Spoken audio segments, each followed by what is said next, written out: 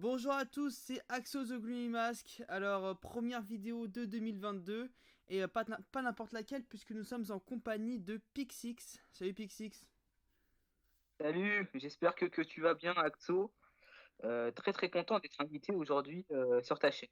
Et oui, je vais bien, merci beaucoup. Écoute, c'est mon tout premier feat sur ma chaîne YouTube parce que j'ai déjà fait 3 vidéos en ta compagnie sur ta chaîne. Et donc là, c'est la première fois que j'invite quelqu'un. Et je suis très content parce que voilà, avec Pixix, on se parle ouais, quasiment toutes les semaines. Et surtout, bon, vous l'avez vu dans le titre, aujourd'hui, on va parler de koh. Ouais, ouais, koh une émission qui nous colle à la peau à nous deux, hein. On est très très fans de cette émission, Axo et moi. Et aujourd'hui, ça va être sympa, hein, parce qu'on va parler des anciennes saisons notamment, et ça va être sympa voilà, de parler de certains candidats. Je te laisse aborder le sujet, Axo. Donc voilà, le thème de la vidéo, c'est les meilleurs retours sur koh tout simplement. Donc on a préétabli une liste hein, à nous deux de 6 candidats qui ont fait un retour particulièrement marquant. Mais attention, on a mis quelques petits critères, c'est-à-dire qu'on n'a pas pris de gens qui auront gagné au final leur retour. Par exemple, pas de Bertrand, pas de Romuald, ou encore pas de Laurent. Et on a vraiment pris les candidats sur lesquels on avait en fait très peu d'attentes ou comment dire un avis mitigé à l'annonce du casting entre guillemets et qui nous ont au final surpris, qui sont allés soit plus loin que ce qu'on pensait, soit qui ont fait une aventure tout à fait remarquable et différente de leur première. Exactement, tu as très très bien abordé le sujet. Je te laisse commencer, Axo, par voilà, le premier candidat, du coup, le top 6. Le top 6. Donc le premier candidat dont je voulais parler, c'est Jean Bernard. Jean Bernard de koh carrément. Alors bon, Jean Bernard, je trouve qu'il a fait quand même une belle première aventure hein, en 2008. Mais concrètement, on le retient que avec cette épreuve des radeaux, la fameuse épreuve des radeaux où il a tracté le radeau qui avait construit son équipe et qui leur a permis leur première victoire dans une épreuve d'immunité et donc d'éviter le seul conseil, hein, c'est le seul conseil qu'ils auront évité. Mais en fait, dès la réunification, il a été éliminé. Voilà, premier conseil de la réunification, donc il n'a pas pu montrer tout son potentiel. Bon alors en 2009, hein, je suivais pas Colanta, mais à l'annonce du casting, je pense pas qu'on s'attendait à grand chose vraiment de Jean Bernard. Et puis dès le début, il y a l'épreuve initiale en binôme et il se fait éliminer voilà avec Amel. Donc on part sur un retour à la Fabienne, hein, un retour complètement raté. Et puis en fin de compte, ça paraît logique. Et puis, il bénéficie du truc le plus cheaté de l'histoire de koh, c'est-à-dire qu'il revient dans le jeu. Enfin, comment dire, Amel et Jean-Bernard reviennent dans le jeu, mais il n'y en a qu'un des deux qui sera choisi par l'équipe des jaunes. C'est ça. Non, l'équipe des Ouais. rouges. Non, des jaunes, des jaunes. Des jaunes, exactement. Enfin, l'équipe de Jade, de Romuald, de Tony, etc. Et donc, Jean-Bernard est choisi par les jaunes et réintègre l'aventure. Donc, ça, c'était après le premier conseil. Hein, c'était sur le deuxième épisode, après l'élimination de Jean-Luc.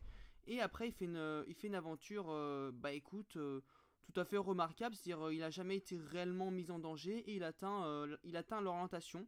Et puis il gagne même la dernière épreuve d'immunité, hein, si je dis pas de bêtises, c'était un espèce de parcours terrestre. Il gagne la dernière épreuve d'immunité et il sort en fait la tête haute à l'orientation. Voilà, même c'est un petit peu touchant. Et puis je pense même qu'il aurait pu avoir un coup à jouer face aux 3 autres en fait. En finale, que ce soit Romuald, Jade ou Philomène, il y avait clairement moyen de gagner pour Jean-Bernard. Donc je trouve que c'est quand même un retour réussi pour sa part parce que on en attendait que très peu. Effectivement, effectivement, totalement d'accord avec toi, Axo. Je trouve que Jean Bernard est quand même un candidat dont on ne parle pas trop aujourd'hui, malheureusement. Mais vraiment, je trouve que sa sortie en plus à l'orientation était très, très honorable. Vraiment très, très touchant. Un candidat que j'apprécie beaucoup. Personnellement, je l'aime beaucoup, quoi. Du coup, Exactement. on va enchaîner avec le numéro 5. Et pour le numéro 5, Axo et moi, nous avons choisi les Guénaël de koh 2001. Alors Guénaël, candidate emblématique de sa première saison et de la toute première saison de koh, qui était donc revenu lors du koh La Revanche des héros en 2012, un koh qui est très très apprécié par les fans d'ailleurs. Mais d'ailleurs, Guénaël, Mhm. Ouais, du coup, Pixie, je t'interromps 2 secondes, mais en fait, Genaël avait un statut de finaliste parce elle a donc été éliminée en finale de 2001. Et c'est un statut particulièrement dur à porter parce que je trouve que t'as tout à perdre, encore plus qu'un vainqueur quand t'es un finaliste. Ouais, exactement. Et j'allais y venir en fait. Genaël en fait était la finaliste de 2000, ce qui fait qu'elle reva tenter sa chance. Déjà qu'elle était allée très très loin lors de sa première édition. D'ailleurs, je pense que lors du tournage, peu de monde, peu de candidats ont reconnu Genaël, vu que ça datait de quand même d'un moment. Ouais, plus de Et 10 ans, ouais. la saison n'est pas forcément la plus marquante. Et du coup, pourquoi aller dans ce top? Car Genaël, lors de son retour, est allé très très loin et avec de bonnes armes. Je trouve qu'elle a vraiment très très bien joué en termes de stratégie. Elle a bien bluffé au début du jeu avec son faux collier. Enfin, pas son faux collier, mais avec son collier qu'elle n'avait pas réellement, mais elle avait bluffé. Hmm. En fait, elle a bluffé lors de tout le jeu, quoi. Juste avant, jusqu'au dernier conseil, les candidats, mis à part Patrick, qui avait les 2 colliers, n'étaient pas totalement sûrs que Genaël avait, comment dire, une immunité individuelle comme lui. C'était vraiment assez incroyable de sa part. Et je trouvais qu'elle a fait quand même un bon retour en 2012, quand même, avec de bonnes performances dans les épreuves, avec socialement un bon jeu, même si on voit dans son équipe qu'elle était un peu écartée, vu qu'elle avait commencé une stratégie avec Nicolas et Marine, qui n'avait abouti à rien. Mais je trouve que, sincèrement, Genaël a fait vraiment un bon retour en 2012 et totalement mérité qu'elle soit en 5e place. D'ailleurs, elle a été éliminée aux portes de la finale. Très très malheureux pour elle et aussi elle n'a pas eu de chance que Bertrand a eu bah, du coup la dernière épreuve, la dernière immunité individuelle et aussi son coup je trouvais un peu raté aussi son coup lors des proches il avait un peu surjoué pour imiter ses camarades quoi mais bon en tout cas en soi c'était vraiment un bon retour.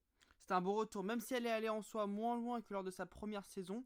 Encore une fois, les espérances mises en elle étaient très très faibles. On la voyait sortir enfin pré-réunif et au final, elle aura été à 2 doigts d'atteindre l'orientation. Exactement. Du coup, bah, pour la 4e place, un candidat entre guillemets un peu plus connu, je voudrais parler de Moundir, mais pas n'importe quel Moundir, car il y a 3 Moundir et on va parler donc du dernier Moundir de 2014. Alors bon, déjà, une aventure en 2003 très atypique, hein, on peut se le dire. Même si, alors peut-être que je me trompe, mais je crois qu'il a seulement une victoire, hein, il n'y a que le tir à l'arc qui gagne en 2003. Effectivement ouais. Il n'y a Ouais, que le tir à l'arc c'est ça, bah pour en dire. fait il est pas extraordinaire sur les épreuves mais plutôt présent. Moi je me souviens surtout d'une belle performance à la dégustation. Mais surtout en fait il se caractérise hein, par sa violence et donc scène mythique sur scène mythique. En 2003 voilà, il a été quand même assez virulent avec certaines personnes. Euh, mais au final, il se fait éliminer aux portes de l'orientation. Donc il va plutôt loin. Par contre, en 2009, on arrive sur le choc individuel le plus flagrant de l'histoire de Koh avec donc Moundir qui sort au deuxième conseil du jeu. Shokel en a parlé dans sa vidéo, un youtubeur Koh que j'apprécie énormément. En fait, il a parlé donc de Moundir, une autodestruction, c'est tout à fait ça. Alors oui, on a eu une scène mythique, oui, il y a eu la victoire lors de l'épreuve initiale en binôme avec Jade, mais c'est un fail monumental hein, de Moundir qui sort le troisième hein, de Koh Lanta, le retour des héros. Cependant, il est très apprécié par les fans, même en fait, il est connu par les gens qui ne connaissent pas Koh Lanta. C'est-à-dire, il n'y a que Théoura, Claude et Moundir, à la limite Laurent, je pense, qui sont connus par ceux qui ne connaissent pas Koh Lanta et qui ont une véritable notoriété. Et donc il est repris pour cette fameuse saison, hein, la nouvelle édition en 2014. Et là en fait on voit un Moundir complètement différent. Complètement différent, pas du tout la même attitude et qui a parfaitement su se faufiler jusqu'à l'orientation, sa toute première orientation en 3 participations et même à la limite un petit peu touchant encore une fois à la fin. Voilà, on le sent vraiment peiné, on sent qu'il a quand même vécu une belle aventure et qu'il a apprécié être là et puis il a joué quoi. Il a joué durant tout Koh Lanta la nouvelle édition sans être réellement en danger. Il a su éliminer Toura, etc. Précipiter l'élimination de Philippe notamment. Enfin bon, en tout cas pour pas qu'il atteigne l'orientation. Donc une très belle aventure pour comment dire pour Moundir tout simplement.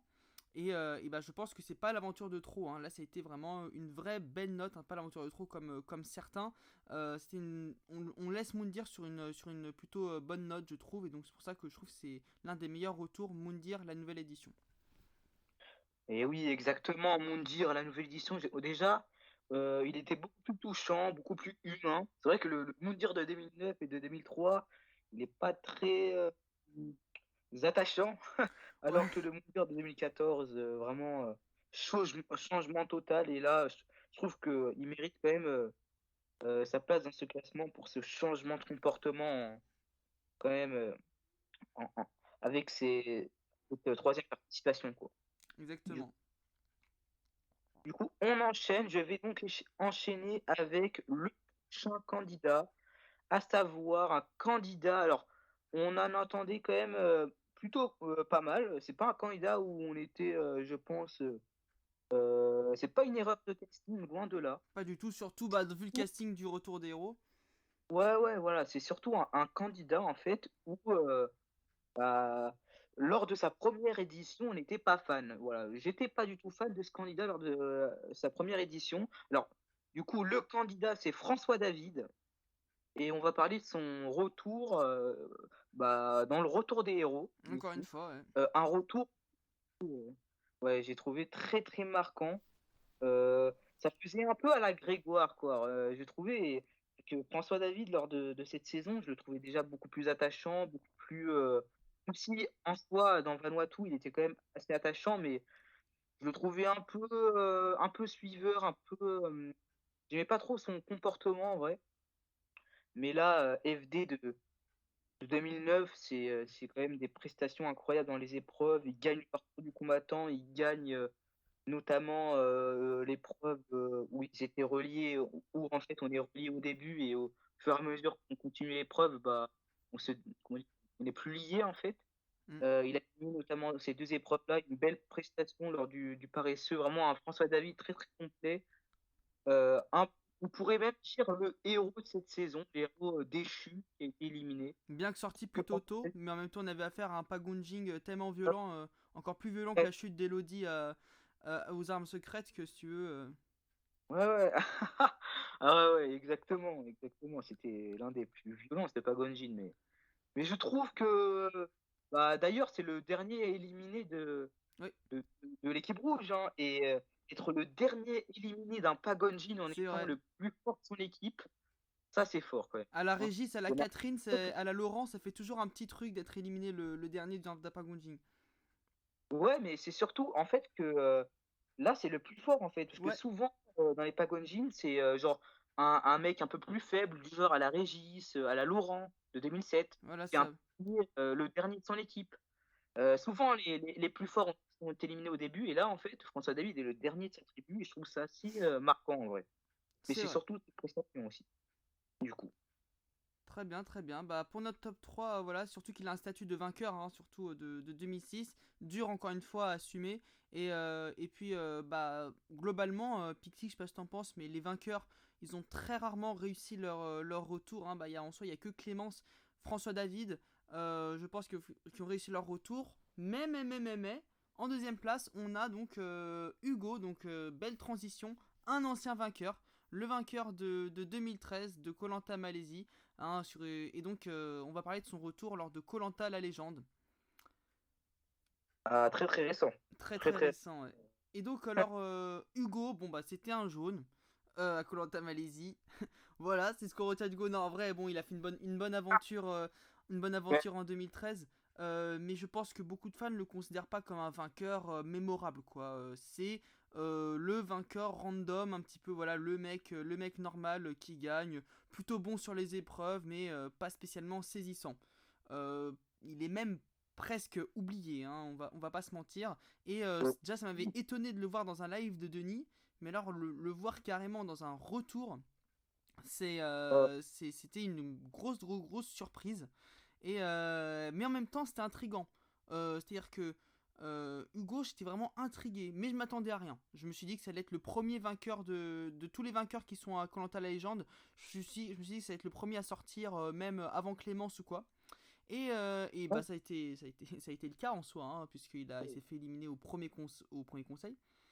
Mais, il a le parcours le plus atypique, je pense, de l'histoire de koh parce que même si on a, donc dans la règle de l'île de l'exil, on a 2 qualifiés à chaque fois, et bah il réussit à réintégrer l'orientation et il se refait éliminer juste avant le, comment, à la réunification, je veux dire, hein, pardon. Il se fait éliminer juste avant l'orientation, il réintègre à nouveau l'aventure en gagnant une nouvelle épreuve de l'île de l'exil, et au passage, il gagne 3 épreuves, 3 immunités.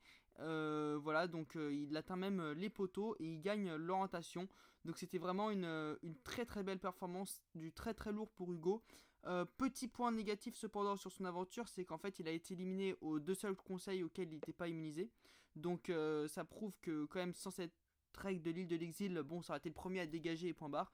Et puis bon bah j'ai peur qu'il soit un petit peu surcoté au fur et à mesure du temps par certains fans. Mais bon, il est quand même resté fidèle à lui-même. Voilà, il ne m'a pas. Son aventure, enfin, quoi dire, l'aventurier qu'il est ne m'a pas transcendé. Il s'est juste rallié aux hommes stratégiquement et tout.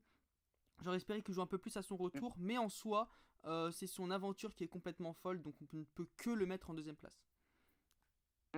Ouais, je suis totalement d'accord avec toi. On peut effectivement le surcoter, mais en soi, je pense que c'est un peu normal qu'on comment dire, qu'on l'idolâtre en fait. Je trouve que c'est un parcours atypique. Oui, c'est vrai que sans cette île de l'exil, Hugo, hop là, premier conseil, ça dégage, on dit.